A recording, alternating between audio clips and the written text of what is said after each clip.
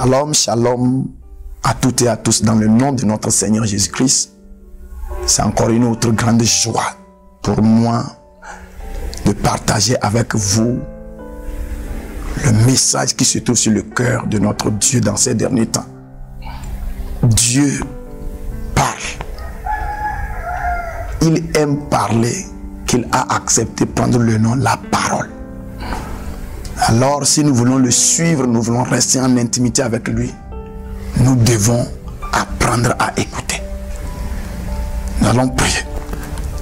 Saint-Esprit, nous avons besoin d'un seul miracle. Ouvre notre entendement, afin que nous puissions comprendre ce que nous avons entendu. Nous avons déjà entendu, mais il nous manque la compréhension. Donne-nous l'esprit de compréhension, afin que nous manifestons ce que notre Dieu nous a mandaté à manifester. Au nom de Jésus-Christ. Amen. Je voudrais t'amener à comprendre quelque chose dans ces derniers temps. Lorsque nous regardons les signes, les manifestations et les événements, nous pressentons automatiquement un réveil qui va se manifester. Ce réveil-là est automatique. Et ce qui est très merveilleux, c'est qu'on n'a jamais vu un tel type. C'est un réveil extraordinaire. Dieu est sur le point de relâcher l'armée de Joël chapitre 2. On dit devant eux, c'est un feu. Derrière eux, c'est un feu. À les voir courir, on dirait des cavaliers. Ils vont escalader les murs. Ils vont marcher, ils vont monter, ils vont gravir les montagnes. L'église doit atteindre cette dimension-là. Alors, afin de manifester ce réveil-là, il va falloir qu'on acquiert certaines révélations. Parce que le monde dans lequel, ou le royaume dans lequel nous sommes, c'est un royaume de révélation et de connaissance. Et lorsque nous accédons à cette connaissance, automatiquement, nous sommes au-dessus. Je voudrais te donner ce petit message que j'ai intitulé « L'Église, la dominatrice de ce siècle ». Depuis, banalement, l'an 34, ou l'an 36, ou l'an 37, Pentecôte, l'an 34, l'Église est née jusqu'aujourd'hui.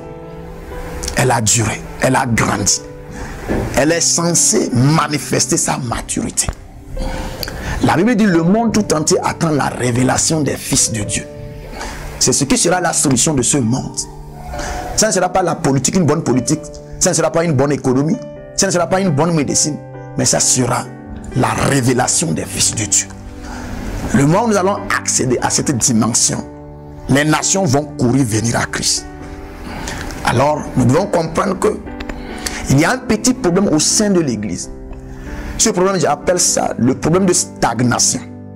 Parce que l'église a commencé comme une combattante. Elle est allée de combattante, elle est devenue vainqueur. Et quand on est arrivé à cette dimension où on a vaincu, on est resté, on a dit, voilà notre place éternelle. Et pourtant, nous avons oublié que l'église doit dépasser l'étape de vainqueur, atteindre une autre dimension.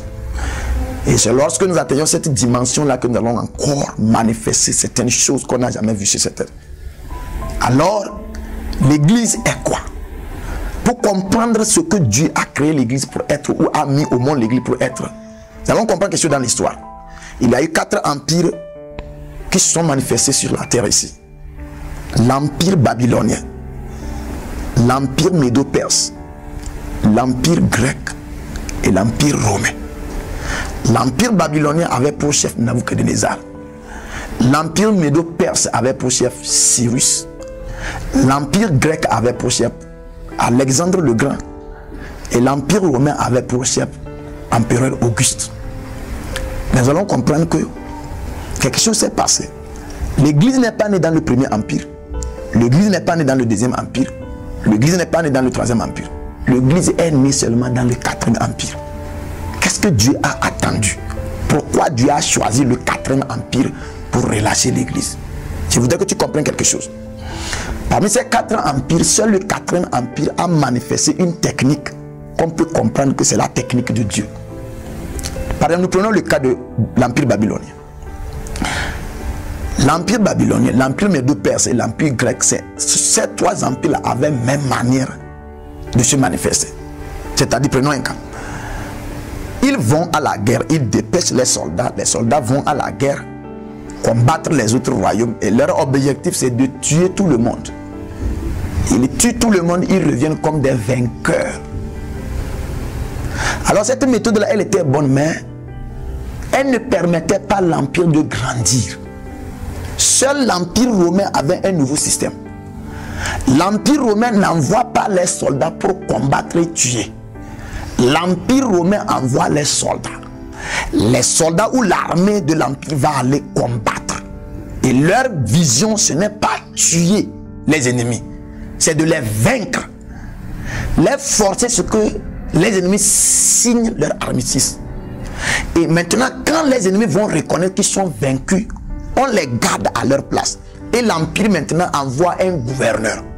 Le gouverneur maintenant va dans le royaume qui a été vaincu, et le gouverneur maintenant s'en charge maintenant d'enseigner la culture de l'empire à ce royaume vaincu.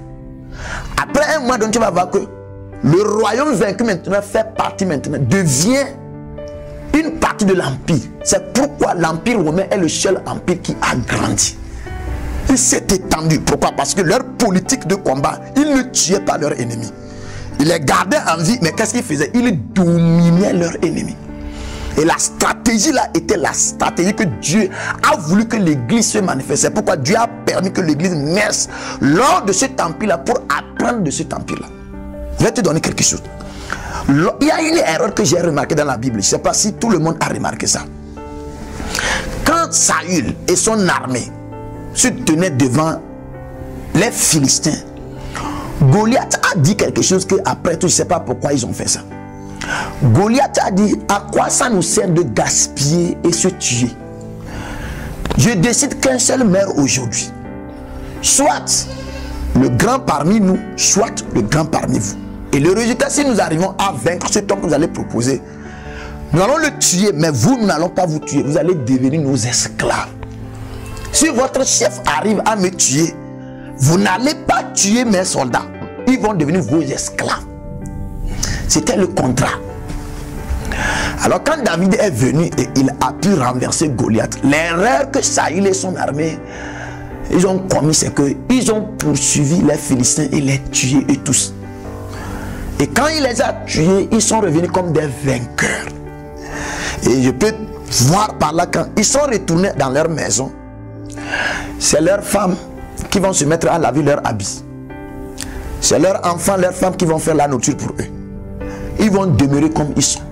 Et pourtant, ils sont censés poursuivre les Philistins, les arrêter vivants, les ramener comme des esclaves, afin que désormais, que ce soit les Philistins qui vont laver leurs habits, que ce soit les Philistins qui vont préparer leur nourriture. C'est en ce moment qu'ils devraient cesser d'être vainqueurs, devenir maintenant des dominateurs.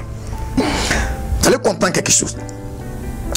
Jésus-Christ a permis que l'église naisse lors de l'empire romain, tout simplement parce que la stratégie de cet empire-là est la stratégie que Jésus-Christ a implantée au sein de l'église. Beaucoup de choses aujourd'hui, nous les commettons et nous croyons que c'est la manifestation de la puissance. Non, c'est une erreur. L'église maintenant doit grandir, cesser d'être vainqueur et devenir maintenant dominatrice. On s'est limité trop à ce niveau de chasser et de combattre les démons. Et aujourd'hui, quand on voit un homme de Dieu faire tomber les gens par terre, on croit qu'il est super héros, il est Dieu. Et pourtant, c'est la manifestation de l'immaturité, parce que l'église est censée dépasser le combat, atteindre la domination. Je le dis, je le répète, quand tu combats un ennemi, il est avec toi. Mais quand tu commences par accéder aux révélations de la domination, il est sous toi. Quand Dieu a ressuscité Jésus-Christ d'entre les morts, il ne l'a pas placé au niveau de Satan et les forces pour les combattre. Il l'a placé au-dessus. Et maintenant, quelqu'un qui est au-dessus de toi ne te combat pas, il te domine. Jésus-Christ est ressuscité pour dominer. Il n'est pas ressuscité pour combattre. On appelle Jésus le vainqueur. On nous appelle plus que vainqueur. Le mot plus que vainqueur signifie quoi? Au temps ancien, quand le roi envoie son armée à la guerre et que l'armée arrive à combattre et vaincre, alors un revenant de la guerre, les femmes du pays maintenant vont rencontrer les soldats, l'armée à mi-chemin, à l'entrée de la ville. Et vont commencer par chanter On allume l'encens et on les accueille. Les vainqueurs, les vainqueurs, les vainqueurs. Et quand les soldats maintenant sont sur le point de rentrer dans la ville et ils vont vers le palais royal, arrivés à quelques distances seulement du palais, les femmes qui chantaient la gloire des soldats parce qu'ils ont vaincu et les appelaient les vainqueurs, ces femmes tout à coup vont laisser les soldats et courir aller maintenant vers le roi. Le roi qui n'est pas allé au combat, mais le roi qui a envoyé son armée au combat. Ils vont vers le roi maintenant et tout à coup ils soulèvent le roi. Et ils cessent de proclamer l'armée vainqueur. Et comment maintenant pas proclamer le roi plus que vainqueur. Le mot plus que vainqueur a son sens dans la domination. Il n'est pas allé au combat, mais il a envoyé les gens combattre. Et maintenant, quand son armée a combattu, a vaincu maintenant, les gens vaincus maintenant, ils commencent par les dominer. Plus que vainqueur signifie dominateur. Dieu nous a créés pas pour combattre, pour dominer. Créons-nous à notre image, selon notre ressemblance, afin qu'il domine. Qu'il domine qui? Dieu savait qu'il y avait des forces à dominer. Ces forces-là existaient avant qu'il ne crée l'homme. C'est pourquoi il a créé avec une capacité de domination. Et l'église aussi est née. Et il y a des forces, il y a des démons qui existaient avant la naissance de l'église. Et l'église n'est pas née vraiment pour combattre ces démons-là. L'église est née pour dominer ces démons-là. Il va te révéler quelque chose. Quand tu combats un démon, il est très fier. Parce que tu lui donnes la gloire. Tu sais, quand Satan a essayé de créer des troubles dans le ciel, Dieu n'a pas combattu Satan. Dieu a dépêché un ange. Imagine, tu voyais Dieu en train de combattre Satan, ça a rabaissé Dieu et ça a élevé Satan. L'église se rabaisse trop. À l'heure là, il y a des gens qui s'intéressent trop à la délivrance. Chaque temps, ils veulent être délivrés. Pentecôte, on t'a délivré. Pâques, on t'a délivré. Noël, on t'a... Chaque temps, tu veux être délivré. Tous les hommes de Dieu sont venus dans ton milieu, on t'a délivré. Et tu crois que c'est la manifestation de la puissance. Tu es en train de manifester l'immaturité. Nous sommes censés accéder aux révélations qui nous permettent de dominer. Lorsque les forces des ténèbres vont nous voir comme des dominateurs, ces forces-là vont se soumettre à nous. Et nous allons les utiliser. Je voudrais que tu comprennes quelque chose. Nous, on a envoyé Jésus-Christ aller combattre. Et quand il a combattu, il a vaincu, il est devenu vainqueur. Et puisque Jésus-Christ est vainqueur, nous ne sommes plus que vainqueurs. Nous devons comprendre que Jésus-Christ n'a pas combattu parce qu'il avait un ennemi. Jésus-Christ a combattu pour l'église. Et puisque c'est lui qui a combattu, il est vainqueur. Et puisque c'est pour l'église qu'il a combattu, l'église est plus que vainqueur. Si l'église est plus que vainqueur, automatiquement l'église doit comprendre qu'elle doit être dominatrice. Dans ces derniers temps, ne donnons pas gloire à certaines forces des ténèbres. Comprenons automatiquement notre place. Et quand nous accédons à cette dimension-là, automatiquement ces forces-là vont se mettre à genoux devant nous.